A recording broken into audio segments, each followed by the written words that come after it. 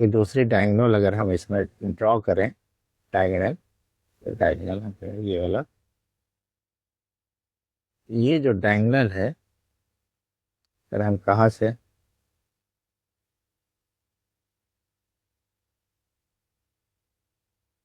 यहाँ से यहाँ हमने ड्रॉ किया, तो ये जो डायगोनल है ये क्या बताएगी हमें, जो हम मान लेते हैं ये हमारा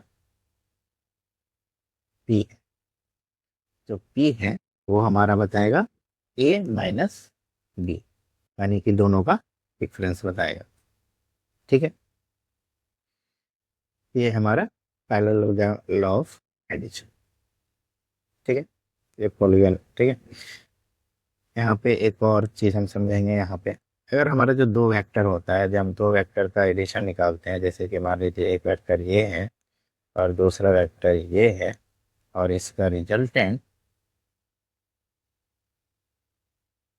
कुछ ये वेक्टर है,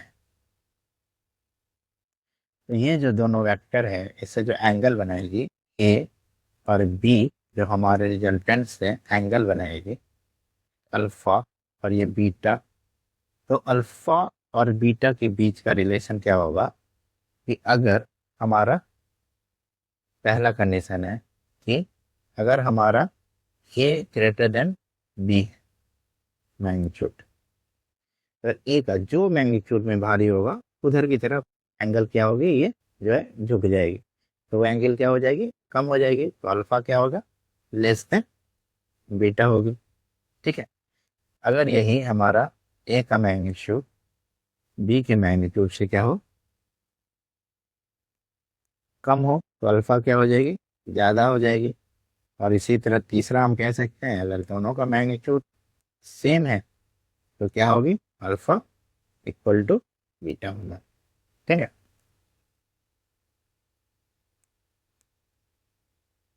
नेक्स्ट नेक्स्ट है हमारा पॉलीगन्स लॉ। पॉलीगन लॉ क्या कहता है, जिस तरह से हमने ठीक है ट्रायंगल लॉ पढ़ा, उसी तरह से यहाँ पे एक पॉलीगन लॉ होता है। इसमें क्या कहता है कि अगर हमारे पास, वहाँ पे क्या थे, दो वेक्टर थे, यहाँ पे अगर मान लीजिए दो से ज़्यादा वेक्टर है। ठीक है, दो से ज़्यादा वेक्टर है और उस वेक्टर को, सारे वेक्टर को हमारा ऐड कर सम निकालना है, तो हम सारे वेक्टर को क्या करेंगे, इस तरह से एक सिक्वेंस से सजाएंगे, इस तरह से हम हेड टू टेल करते थे। ठीक है, तो जो हमारा, अगर फिर उसके बाद जो हमारा ये वेक्टर है, इसे अगर हम इस तरह से ज्वाइंट करते हैं जैसे हम ट्रायंगल में करते थे, तो ये क्या होगा, हमारा रिजल्टेंट वेक्टर हो जाएगा।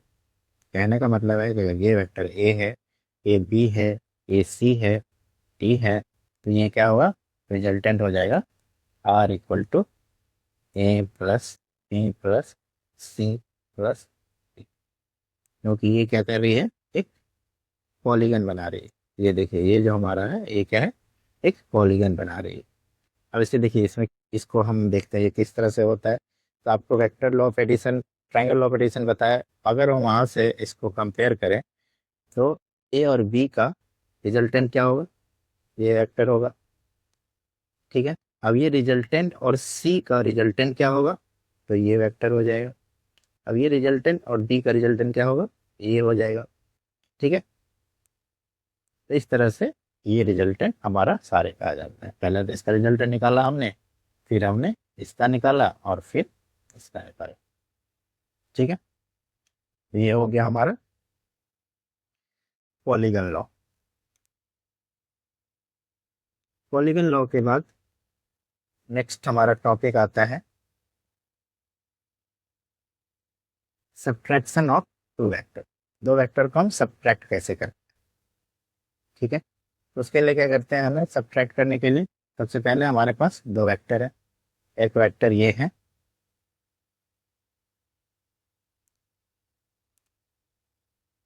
एक वेक्टर ये है, और दूसरा वेक्टर ये। अगर हमें ये एडिशन करने के लिए बोलता है तो हम क्या करते हैं, इस वेक्टर को उठा के यहाँ से टेल में लगा देते हैं। ठीक है, यानी कि अगर हमारा वेक्टर ए है, ये वेक्टर ए है और ये बी है, तो हमारा जो होता, ये वेक्टर क्या होता, रिजल्टेंट होता। ठीक है, अब यही हमें क्या करना है, ए माइनस बी निकालना है बेसिकली। तो हम बी को क्या कर सकते हैं, बी का एक एंटी पैरेलल वेक्टर लिख सकते हैं ये, और ये क्या होगा हमारा निगेटिव वेक्टर हो जाएगा। यानी कि ये क्या है बेसिकली, हम अगर इस तरह से लिखें इसे निगेटिव वेक्टर को, तो इसे हम लिख सकते हैं माइनस। ठीक है। अब इस माइनस वेक्टर को अगर हम यहाँ से उठा के जो हमारा थ्योरम होता है लगा दें एडिशन का, तो इसमें हमारा क्या आ जाएगा, जो ये रिजल्टेंट है ये हमारा हमारा क्या होगा, ए माइनस बी। ठीक है। तो ये हमारा क्या हो गया बेसिकली ए माइनस बी। हमें कुछ नहीं करना है, जब भी हमें दो वेक्टर का डिफरेंस निकालना हो तो इसको हम लिख सकते हैं ए प्लस माइनस। यानी कहने का मतलब है पहला वेक्टर प्लस नेगेटिव वेक्टर हो सेकेंड वेक्टर।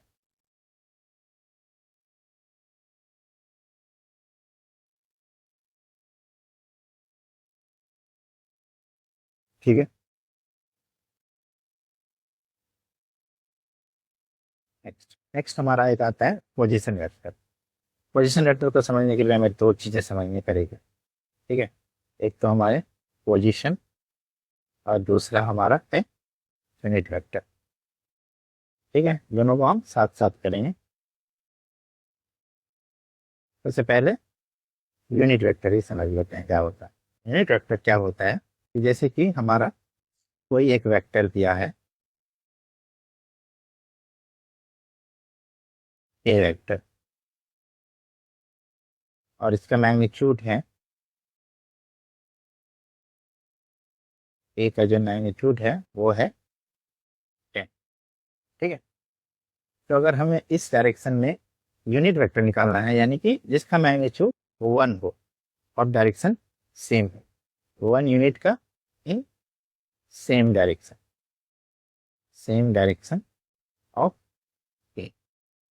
यानी कि अगर यहाँ पे हम ए वेक्टर एक बना लेते हैं इस डायरेक्शन में, ए 1 यूनिट वेक्टर का, तो इसको हम लिख सकते हैं 1 यूनिट। इसको हम इस तरह से कर सकते हैं, देखिए अगर हमें इस वाला जो हमारा वेक्टर है उसको हम 10 से डिवाइड कर दें, ठीक है, इस वाले के इधर ले, इधर क्या हो जाएगा 1 हो जाएगा। यानी कि हम जो हमारा वेक्टर है उसको हम उसके मैग्नीट्यूड से डिवाइड कर दें, तो जो वेक्टर आएगा उसे हम यूनिट वेक्टर कहें। और उस वेक्टर को हम क्या करेंगे, इस तरह से सिंबलाइज करते हैं, इसे हम क्या कहते हैं कैप्स, इसे हम बोलते हैं ए कैप्स। ये क्या है हमारा यूनिट वेक्टर है इन डायरेक्शन ऑफ ए। ठीक है।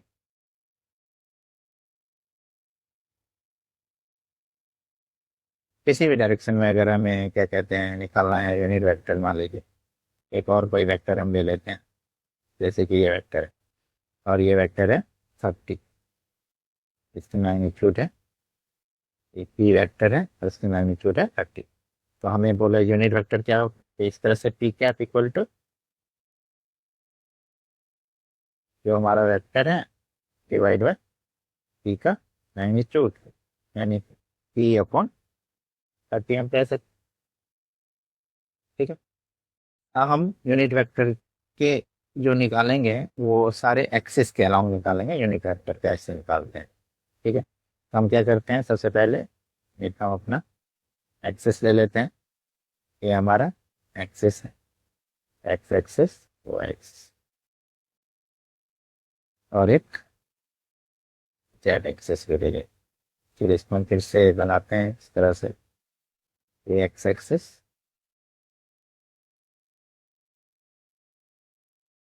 ये वाई एक्सिस, और ये जेड एक्सिस है। ठीक है।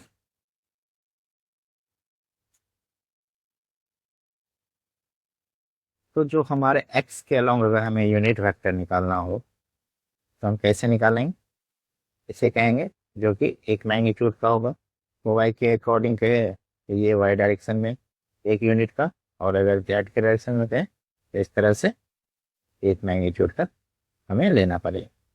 ठीक है, इसलिए हम इसको इसके ऊपर रख देते हैं समझने के लिए, इसके डायरेक्शन में एग्जैक्ट आ जाए। अगर इसको कहें, इसे कहें, तो जो एक्स एक्सिस में होता है उसे हम किस तरह सिंबलाइज करते हैं, आई कैप। वाई एक्सिस में हम जो होता है उसे जे कैप, और जो जेड एक्सिस में होता है उसे के कैप, स्मॉल आई कैप। तो अगर हमें स्मॉल आई कैप का मैग्नीट्यूड निकालने के लिए कहा जाए तो कितना हो जाएगा, 1। स्मॉल जे कैप का मैग्नीट्यूड निकालने कहा जाए तो वो 1 है, और स्मॉल के का मैग्नीट्यूड निकालने के लिए कहा जाए तो 1 है। और डायरेक्शन क्या है, एक्स एक्सिस, वाई एक्सिस और जेड एक्सिस। ठीक है, तो हम क्या कर रहे थे यहाँ पे, पोजीशन वेक्टर। ठीक है, तो पोजीशन वेक्टर के लिए सबसे पहले हमने ये देखा। अब यहाँ पे हम क्या करेंगे, पोजीशन वेक्टर के लिए जैसे कि हम सबसे पहले अभी तक जो भी पोजीशन निकालते हैं, जैसे कि ये हमारा एक्स एक्सिस और वाई एक्सिस है, ये एक्स एक्सिस वाई एक्सिस में हमने डाल दिया। ये हमारा ओरिजिन है, मान लेते हैं 0 0। ठीक है, अभी दो एक्सिस में हम पहले बार देख रहे थे। एक पॉइंट है हमारा ए पी, जिसकी वैल्यू है 2 एंड 3। तो अगर हमें इसे position vector with respect to origin निकालने के लिए कहा जाए तो ये डिस्टेंस क्या हो गई, बेसिकली ये डिस्टेंस क्या होती है, तो हम इसको एक्स एक्सिस पे ड्रॉ कर रहे हैं और इसे हम वाई एक्सिस पे ड्रॉ करते हैं। तो ये 2 3 है, तो ये क्या होगा हमारा एक्स एक्सिस में 2 है, और ये होगा वाई एक्सिस में 3। ठीक है, तो हम जो हमारा पी पोजिशन है उसको हम क्या लिख सकते हैं, 2 आई कैप प्लस 3 जे कैप। 2 क्या है हमारा मैग्नीट्यूड है, और डायरेक्शन क्या बताती है, ये जो यूनिट वेक्टर है वो डायरेक्शन बताएगी, और जो 3 है ये मैग्नीट्यूड है और ये डायरेक्शन बताएगी। इस तरह से हमने क्या किया, की पॉइंट का पोजीशन वेक्टर निकाला विथ रिस्पेक्ट टू ओरिजिन। हम ओरिजिन नहीं, हम किसी पॉइंट के रिस्पेक्ट में बना सकते हैं। जैसे कि मान लीजिए हमारा एक पॉइंट है क्यू, इसकी वैल्यू है 3 - 4। अगर हमें पी का पोजीशन वेक्टर निकालना है विथ रिस्पेक्ट टू क्यू, ठीक है, तो इस तरह से हम लिखते हैं। हम क्या लिखेंगे, पी का पॉइंट पहले लिखेंगे जो है हमारा 2i प्लस 3j कैप, और उसमें क्या करेंगे, जो हमारा क्यू है पोजीशन वेक्टर निकाल के उसे माइनस कर दें, 3i माइनस 4j कैप। तो ये हो गया माइनस आई कैप, और ये क्या हो गया हमारा प्लस 7j कैप। ये हो गया हमारा position vector with respect to Q, और ये क्या था, position vector with respect to origin. ठीक है,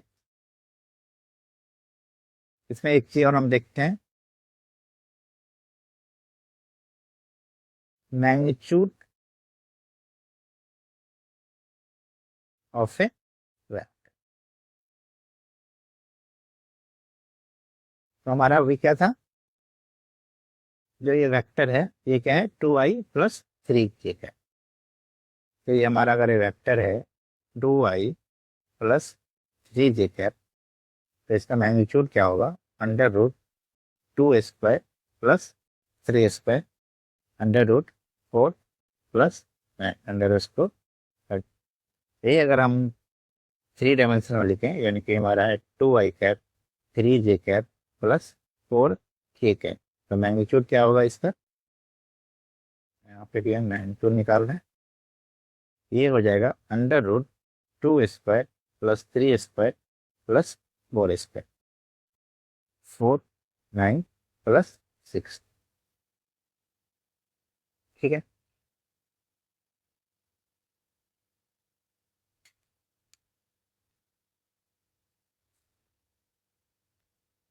नेक्स्ट है कोई क्वेश्चन कर लेते हैं, या फिर इसको आपको,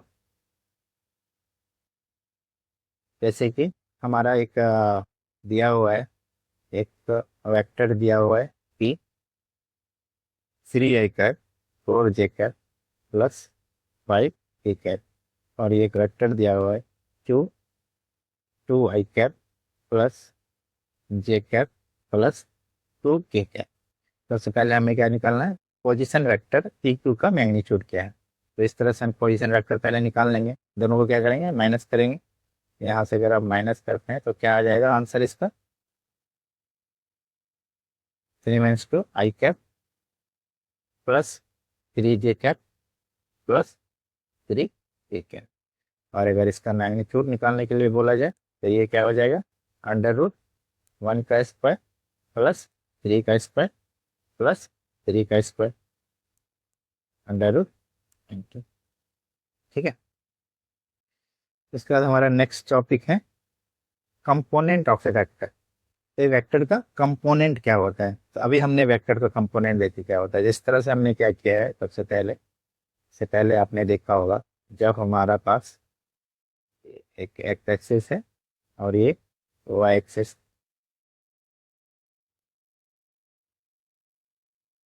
ठीक है।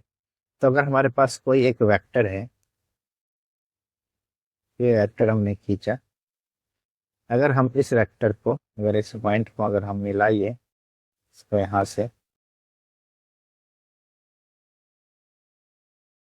आप इस वेक्टर पे एक्स के मिलाइए और इससे वाई एक्सिस में मिलाएंगे, तो ये अगर हमारा वेक्टर है ए, तो ये एक्स के अलोंग जो इसका कंपोनेंट होगा वो कैसे निकालेंगे।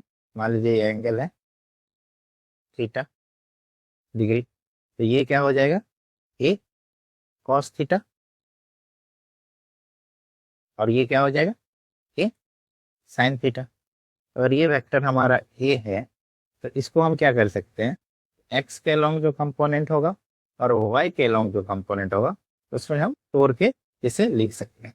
इसे ही हम कहते हैं कंपोनेंट ऑफ ए वेक्टर, ठीक है। ये अगर हमारा 3 एक्सिस हो एक्स वाई जेड तो उस तरह से हम लिख सकते हैं। अभी एक्स में हम लिखेंगे तो क्या हो जाएगा, ए कॉस थीटा, और इसमें हम दिखाने के लिए क्या टाई टाइप लगा सकते हैं, और इसमें क्या है, ए साइन थीटा, और ये क्या हो जाएगा, जे कैप, ठीक है।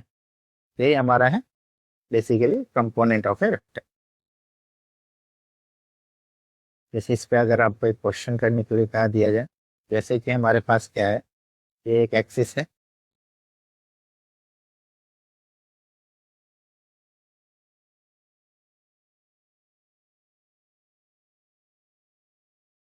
पहले हम एक एक्सिस बना लेते हैं,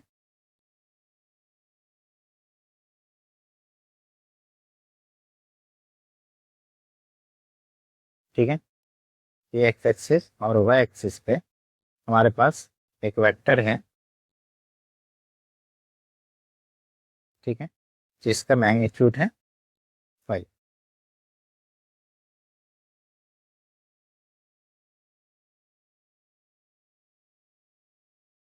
ठीक है। और ये एंगल दिया हुआ है हमारे पास थीटा इक्वल टू 37 डिग्री। तो अगर हमें इसका मैग्नीट्यूड पूछे एक्स के लॉन्ग और वाई के लॉन्ग, हम क्या करेंगे कि उसी तरह से इसको हम क्या करते हैं, यहाँ से मिला लीजिए पहले, और इसका ये कंपोनेंट इधर की तरफ ये हो जाएगा, तो ये क्या हो जाएगा हमारा, ये हो जाएगा 5 cos 37 डिग्री, और ये कितना हो जाएगा 5 sin 37 डिग्री। वैल्यू डालिए दोनों का और वैल्यू डाल लीजिए, ठीक है।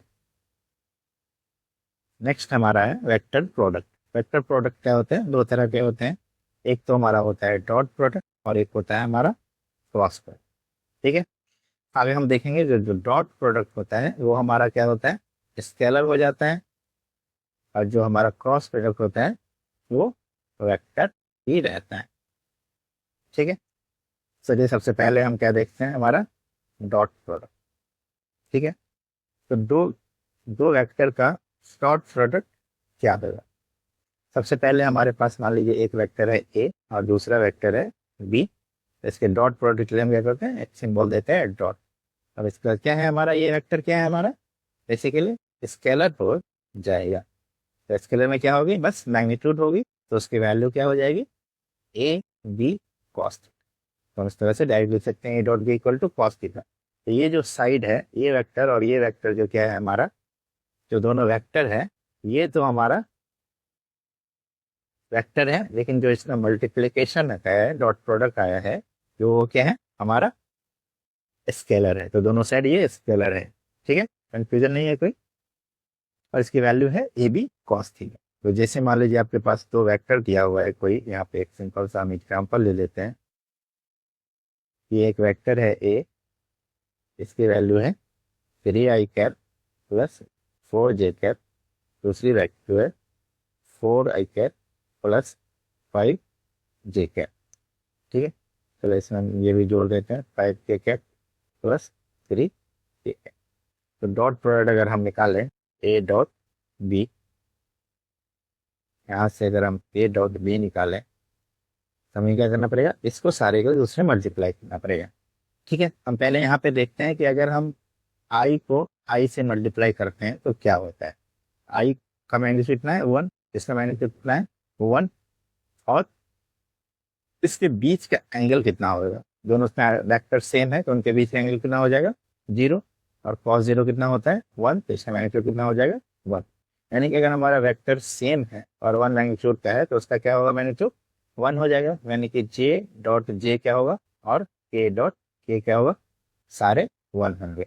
लेकिन अगर हम यहीं पे आई डॉट जे करते हैं तो आपको क्या देखिए 1 इंटू कॉस 90 डिग्री, और कॉस 90 कितना होता है 0, तो ये वैल्यू 0 हो जाएगी। यहाँ से हमें क्या मिला पड़ता है कि अगर हमारा दोनों वेक्टर सेम है तो वैल्यू 1 होगी, अदरवाइज कुछ भी ले लीजिए आप, वो क्या होगी 0 होगी। ठीक है, यहाँ हमें मल्टीप्लाई करेंगे तो जो सेम है उनको मल्टीप्लाई करते हैं, बाकी छोड़ देते हैं। तो ये क्या हो जाएगी 3 इंटू 4 12 प्लस 20 प्लस 15, ये आ गया हमारा आंसर। ठीक है, चलिए और क्वेश्चन कर लेते हैं इसमें। जैसे कि हमारा एक वेक्टर है दिया हुआ और सेम उसी वेक्टर से हमें मल्टीप्लाई करना है, तो क्या हो जाएगा। अगर आप यहाँ से देखिए दो वेक्टर को मल्टीप्लाई अगर हम कर रहे हैं तो इसका रिजल्टेंट क्या आएगा। तो ये वेक्टर है एक और दूसरी वेक्टर भी क्या होगी इसी डायरेक्शन में होगी, यानी दोनों के बीच का एंगल क्या होगा 0 डिग्री। तो ये क्या हो जाएगी ए इंटू कॉस 0 डिग्री, तो कॉस 0 डिग्री का वैल्यू कितना होता है 1, ये हो जाएगा ए स्क्वायर। ठीक है, कोई डाउट।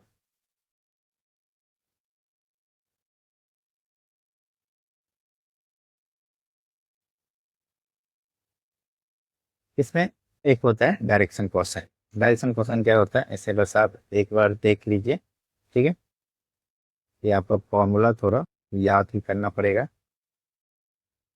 कि अगर हमारा ये है एक्स एक्सिस,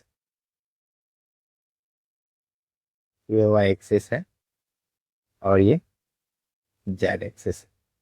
तो कहता है कि अगर कोई वेक्टर है हमारा, ठीक है, ये वेक्टर मान लेते हैं जो कि हमारा एंगल बना रहा है एक एक्स एक्सिस के साथ, वाई एक्सिस के साथ और जेड एक्सिस के साथ। ठीक है, एक्स के साथ, वाई के साथ और जेड के साथ। जैसे एक्स के साथ अल्फा बना रहा है, वाई के साथ बीटा बना रहा है और जेड के साथ गामा बना रहा है। ठीक है, तो ये कहता है फॉर्मूला कि हमारा जो cos square alpha plus cos square beta plus cos square gamma होगा वो क्या होगा 1 होगा, और जो sine square alpha plus sine square beta plus sine square gamma होगा वो क्या होगा, वो होगा हमारा बेसिकली। ठीक है, इस पे आप फॉर्मूला पे क्वेश्चन बना सकते हैं, बहुत सारा आ सकता है। ठीक है, यानी इसको एक और फॉर्मूला इसमें आता है, अब लिख लेते हैं यहाँ पे। ये क्या कहता है, जो हमारा कॉस अल्फा है वो क्या है हमारा एक्स के बाय ए, जो कॉस बीटा है वो हमारा होता है ए वाई बाय ए, और जो हमारा कॉस गामा होता है वो होता है ए जेड बाय ए। ये फॉर्मूला यूज करके आप क्वेश्चन बना सकते।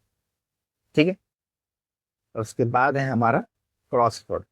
तो क्रॉस प्रोडक्ट क्या होता है, तो हम दो वेक्टर को मल्टीप्लाई करते हैं, जैसे कि ए क्रॉस बी, मतलब ए क्रॉस का सिंबल इस तरह से हम देते हैं क्रॉस के। ठीक है, तो ये जो हमारा आता है ये भी हमारा क्या आता है एक वेक्टर आता है।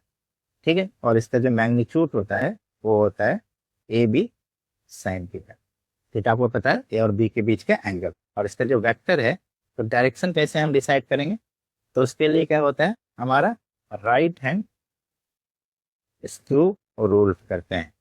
ठीक है, चलिए पहले हम डायरेक्शन देख लेते हैं क्या होता है। जो हमारा मान लीजिए एक वेक्टर ये है और ये दूसरा वेक्टर है। ठीक है,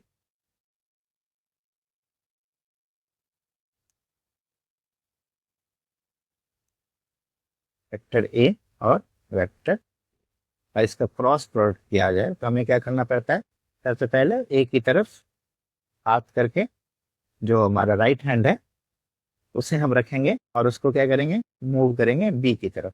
तो जो हमारा फिंगर का डायरेक्शन होगा ये बाहर की तरफ आ रहा है। ठीक है, इसे बाहर की तरफ दिखाते हैं इस प्लेन से, तो वो क्या होगा हमारा डायरेक्शन होता है। यहीं पर अगर हमें बी क्रॉस ए आएगा तो उसकी डायरेक्शन क्या होगी, इनसाइड। ठीक है, इसमें हम डिटेल देखेंगे, अभी के लिए आपको टेंशन लेने की जरूरत नहीं है, इसका ज़्यादा यूज अभी नहीं आएगा। जब इसका यूज आएगा तो वहाँ पे हम अच्छे से करेंगे, हमें अच्छे से समझ में आएगा कि वेक्टर प्रोडक्ट कैसे निकालते हैं।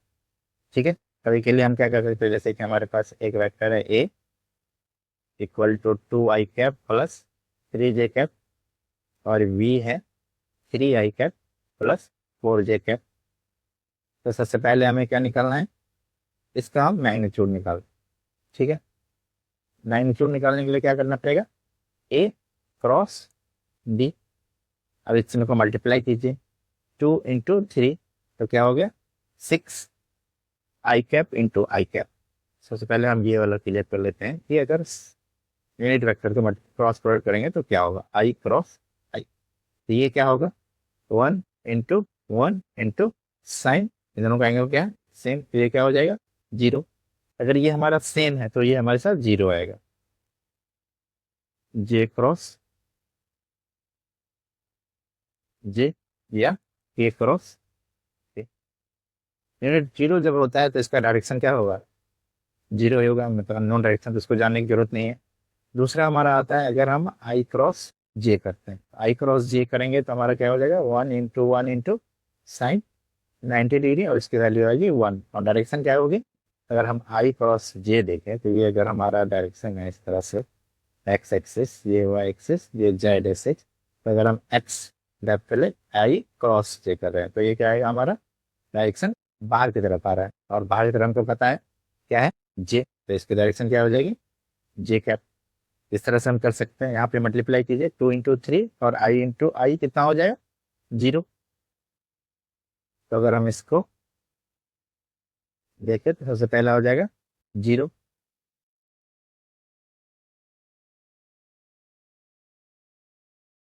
प्लस 2 × 4 8 एंड I × J कितना हो गया K कैप, अभी हमने देखा, plus 3J × I 3 × 9 J × I। अब J हमारा किधर है, ये है J, ये I है और ये K है। J × I करेंगे तो ये K के अपोजिट यानी कि -K कैप हो जाएगा। ठीक है, फिर J × J वो क्या हो जाएगा 0, तो उसको हम क्या करेंगे 8K cap minus 9K cap equal to -K cap. ये हमारा हो गया वेक्टर जिसमें कि डायरेक्शन भी है और मैग्नीट्यूड भी है। मैग्नीट्यूड कितना हो गया -1 और डायरेक्शन क्या हो गया K के अपोजिट। ठीक है, यानी कि वाई एक्सिस के अपोजिट हो गए। ठीक है, कोई डाउट, एक और क्वेश्चन कर लें। चलिए, तो यहाँ पे क्या था, हम अगर हमारे पास I cap J cap K cap में लिखा है तो हम क्या कर सकते हैं उसका डायरेक्शन भी पता कर सकते हैं। दूसरे में क्यों नहीं पता कर सकते, क्योंकि दूसरे में हमें मतलब यहाँ तो हमें पता है कि एंगल 90 डिग्री है या 0 डिग्री होता है, इसीलिए हम निकाल ले रहे हैं 0 डिग्री और 90 डिग्री में। और इसमें एंगल निकालने के बाद हमें उसके डायरेक्शन निकालने के लिए देखना पड़ेगा। ठीक है, वो इधर नहीं देखेंगे, बाद में देखेंगे, बस इतना ही आप देखिए। तो आपके लिए होमवर्क दे देता हूँ, क्वेश्चन करिएगा।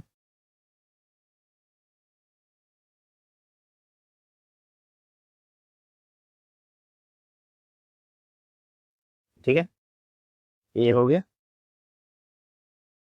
दूसरा एक और आप इसमें ये सारे I cross J J cross